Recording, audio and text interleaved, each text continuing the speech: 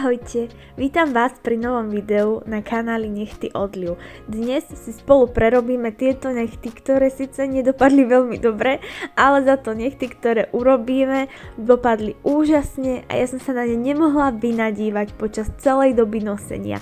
Budeme miešať gel zo sušených kvetov, pracovať s duálkami, čaká nás toho naozaj veľmi veľa, takže sa pohodlne usaďte a poďme na to. Materiál odstraňujem karbidovým nástavcom od Stalex. Je to taký hrubší kúžel oproti tomu, ktorý som zvyknutá používať, ale je veľmi dobrý a povedala by som, že ešte lepší ako ten tenčí. Mám pocit, že mám väčšiu kontrolu nad tým nástavcom, aj vlastne tá špička je úplne zatupená, takže sa odchlipy odstraňujú úplne skvele. Frézou odstraňujem väčšinu starého materiálu. Potom si beriem nalepovací pilníček na kovovej základni od Stalex. Ja som si nalepila len jednu stranu 180, pretože som vyhodnotila, že ju budem najviac používať. Ako vidíte, na druhej mám zvyšky lepidla. Ak sa tohto chcete zbaviť, stačí tú základňu zalieť acetónom alebo ponoriť do cleaneru. Takže zmatňujem prírodný necht a zároveň vyhladzujem prechod medzi prírodným nechtom a starým materiálom, ktorý sa celkovo snažím trochu vyhladiť. V tomto kroku vypilujem bočné strany voľného okraja. Toto nikdy nesmiete robiť pri bežnej modelácii, pretože by sa vám časom začali body vzrastu posúvať stále vyššie a vyššie. Ak od vás zákazníčky vyžadujú takýto tvar, musíte im vysvetliť, že v tejto dĺžke je to nemožné a nebezpečné. Ja to urobiť môžem, pretože si tam ten materiál neskôr doplním duálkou, takže nech nestratí svoju stabilitu ani svoju architektúru a všetko bude tak, ako má byť. Teraz pilujem tzv. Smile line, ktorú poznáte možno zo vstávanej francúzskej manikúry, alebo ak si kreslíte sami francúzsku, tak ja teraz malujem to, čo vám ostane tam hore. Niekto to má rád viac oblúkové, ja to mám rada viac špicaté, takže si to vypilujem teraz tak, ako by sa mi to najviac páčilo. Snažím sa teda, aby tá špička nebola úplne nejaká špicatá, ostrá, aby to bolo naozaj také, ako keby som tú francúzsku maľovala. Teraz si vypilujem ostatné nechty a keď už ich mám vypilované do požadovaného tvaru, oprášim si, vyčistím si všetok prach z nechtov a nanášam bázu. Keď mi báza náhodou zatečie, v momente si beriem túto paličku s vatičkou na konci a utieram bázu, až následne dám vytvrdiť. Ako ste si mohli všimnúť, manikúru som si urobila mimo kameru a takisto som si vymodelovala ostatné nechty. Spolu s vami si domodelujem palec s týmto gelom Fiber Blush v odtieni Bodyline od The Great, ktorý som vám ukazovala už v minulom videu. Špičku nechtu som musela odstrániť mimo kameru, pretože som si všimla, že sa mi môj prírodný necht na voľnom okraji začal oddeľovať od materiálu, ale videla som v tom výbornú príležitosť, ako vám ukázať, ako sa s týmto gelom dá predĺžovať na vzduchu. Teraz si už modelujem necht, samozrejme som natrela najskôr tenkú vrstvu, potom som zobrala kvapôčku materiálu, ktorú sa snažím rozťahovať po nechte a tu som sa dotkla kožičky. Najskôr som to chcela utrieť, ale potom som si povedala, že to urobím ešte raz a ukážem vám, ako si môžete takéto niečo opraviť, ak vám to vytvrdne v lampe. Samozrejme ideálne by bolo to hneď zotrieť, ale ak to už necháte vytvrdiť, tak ja vám teraz ukážem, ako sa toho potom môžete zbaviť a ako sa dá takýto zatečený materiál opraviť. Ako už vidíte, ja si beriem kvapôčku materiálu, ktorú poťahujem zo strany na stranu po voľnom okraji a tým ho vlastne predĺžujem. Toto sa nedá urobiť na jeden krát, musíte si nechať materiál vytvrdiť, znova si vziať materiál na štetec a takýmto spôsobom ťahať dopredu a tým vlastne predĺžiť do požadovaného tvaru. Teraz si už beriem karbidový nástavec s červeným označením od Stalex. S týmto nástavcom obrúsim zatečený materiál, je výborný aj pri dual formách. Ak vám pri kožičke náhodou niečo zatečie, nemusíte sa vôbec báť, že by ste si pri kožičke ublížili, pretože tento nástavec je hrubý asi ako 180-kový pilník. Samozrejme treba dávať pozor, ale je naozaj veľmi bezpečný. Takže pomaličky odbrusujem asi na 15 000 otáčkach a ja pomaly malinky prechádzam aj na materiál, ktorý sa snažím vyrovnať už teraz nástavcom, aby som si ušetrila prácu neskôr pri pilovaní. Aj keď ostatné nechty sa mi podarilo vymodelovať technikou bez pilovania, pri palci to vôbec nešlo a tak sa tomu nevyhnem a beriem si pilník o hrubosti 180, vôbec neviem prečo mám v ruke stále nejaký iný, koľko som ich na stole mala položených, ale teraz mi pilníček bude veľmi dobrým pomocníkom, pretože si ho takto prikladám zarovno s článkami prstov, keďže palec mi ide veľmi bokom, kontrolujem či je rovný a keďže viem, že nie, snažím sa ho podľa ostatných článkov prstov čo najviac vyrovnať. Keď sú nechtíky vypilované, vyhladené a vyrovnané, beriem si obrúsok namočený v cleaneri, ktorým sa snažím zbaviť naozaj všetkého prachu, ktorý dodatočne dočisťujem aj s touto kefičkou, ktorá je taktiež namočená v cleaneri a neutieram nechty len z hora, ale taktiež aj okolie bočných valov a z dola. A teraz už prichádza chvíľa, na ktorú ste sa určite najviac tešili, a to je miešanie gelu so sušenými kvetmi.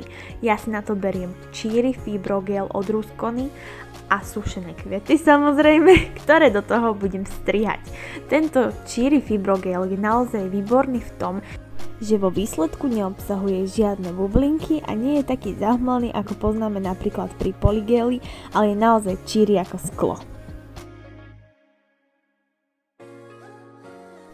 Farby kvietkov som volila úplne podľa nálady, chcela som, aby gel mal rúžový nádych, ale farebnosť, ktorú zvolíte vy, je už len čisto na vás a je to vecou vášho vkusu.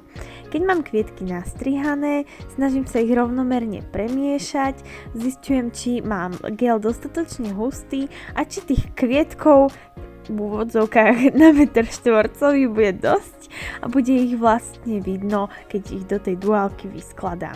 Ja si už meriam duálku, ukážem vám tento spôsob na ukazováku. Keď mi sedí od jednej bočnej strany k druhej, tak si odmerám, ako približne dĺžku budem chcieť. Ja si to meriam podľa tých stupienkov, ktoré sú vnútri v duálke a teraz si ten gel už vyskladám do tej francúzskej tak, aby mi to pekne sedelo. Je potrebné kvietky rozmiestniť už v tomto momente tak, ako sa vám to bude páčiť a ako chcete, aby to v tej čírej špičke francúzskej manikúry vyzeralo, pretože keď už to vytvrdne v lampe, už sa s tým nebude dať nejako hýbať a už to bude tak, ako to bude.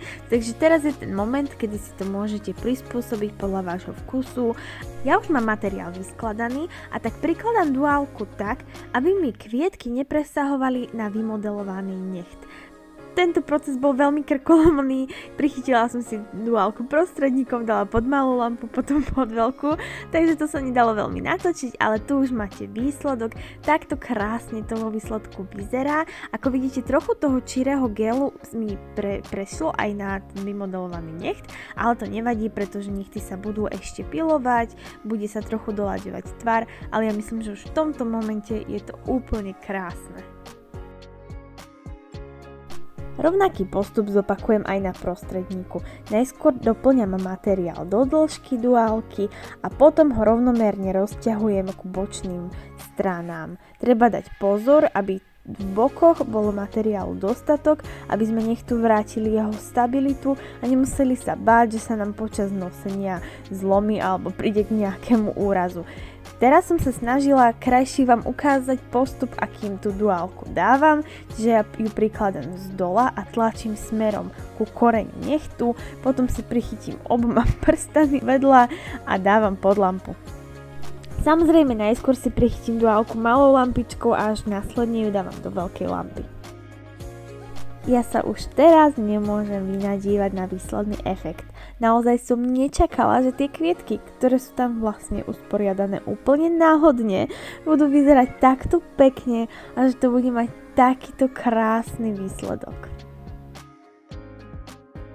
Ostatné nechtiky som si domodelovala a vypilovala mimo kameru a my spolu teraz poďme vdýchnuť tvar ukazováku. Moja schéma pilovania je pilovať paralelne, to znamená, že čo urobím na jednej strane, robím v momente aj na druhej strane, aby som necht mala čo najviac súmerný a rovnaký. Najskôr som vypilovala bočné strany, potom prebehla pilníkom spodné hránky, zarovnala nechtík z pohľadu spredu. Keď to mám hotové, môžem začať rozrovnávať povrch nechtu.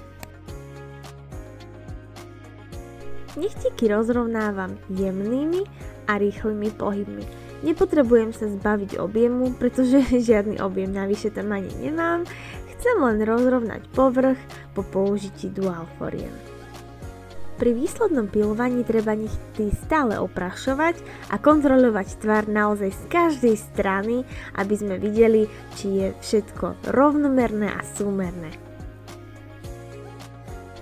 Následne si beriem do brúsky frézu, s ktorou som odstraňovala starú modeláciu a môžeme si nechty podbrúsiť. Keďže pri dual formách sa takmer vždy stane, že dole niečo vytečie, treba s týmto krokom vopred počítať. Snažím sa podbrusovať len materiál, ktorý je tam navyše. Kontrolujem to tak, že sa pozriem na nechtík spredu a keď tam vidím tzv. Tunel, tak všetko je v poriadku a nechtík má hrúbku, akú by mal mať. Nesmieme odbrusiť priveľa materiálu, pretože ak nechtík úplne stenčíme, bude hroziť riziko zlomenia. Tuneliky skontrolované a môžeme sa zbaviť prachu. Keď je všetok prach odstranený, beriem si top a tu je chvíľa, na ktorú som sa najviac tešila, ten moment, kedy pod makro objektívom topujeme nechty a vidíme, ako nám krásne bielie za dizajn. Lenže to sa u mňa nestalo. Je to úplne zahmlené a ja som bola v tejto chvíli úplne nešťastná, kde sa stala chyba. Prečo to vyzerá, ako keby to bolo špinavé, prečo sú tam také čmuhy. Našťastie mozog nabehol rýchlo a mne došlo, že pri čírom dizajne bude treba topovať aj z dola. Takže situácia zachránená a všetky škody napravené. Samozrejme v tomto prípade pôjde ruka do lampy otočená opačne, čiže dlaňou nahor. Obrovský rozdiel, čo poviete? Síce som to už netočila na makro, ale aj voľným okom je vidieť, že teraz je číra špička, naozaj číra a nemáte pocit, ako keď pozeráte cez špinavé okno. A to ešte nie je všetko, čaká nás záverečná bodka na záver v podobe tohto suchého oleja od Nuxe, ktorý, ak by ste chceli vedieť, som si zakúpila na Notino. Má neskutočne krásnu vôňu, úžasne sa vstrebáva a nemáte pocit, ako keby ste jedli hranolky a máte úplne zamastené ruky, ale naopak pokožka zostáva hydratovaná a šťavnatá, čo je pre fotenie viac než žiaduce. Keď si olej vmasírujem, máme hotovo. Dúfam, že sa vám výsledok páči, že ste si užili tvorbu týchto nechtov, pretože ja ich úplne milujem. Veľmi sa mi to páčilo po celú dobu nosenia a určite budem niečo podobné vymýšľať opäť, len možno s malou obmenou. Ja vám ďakujem za komentáre a lajky a samozrejme nezabudnite dať môjmu kanálu odber, aby vám neušlo žiadne ďalšie video, pretože ja už teraz viem, že mám pre vás nachystané úžasné postupy a dizajny. A to už bude pre toto video všetko a my sa vidíme pri nejakom ďalšom. Majte sa krásne, ahojte!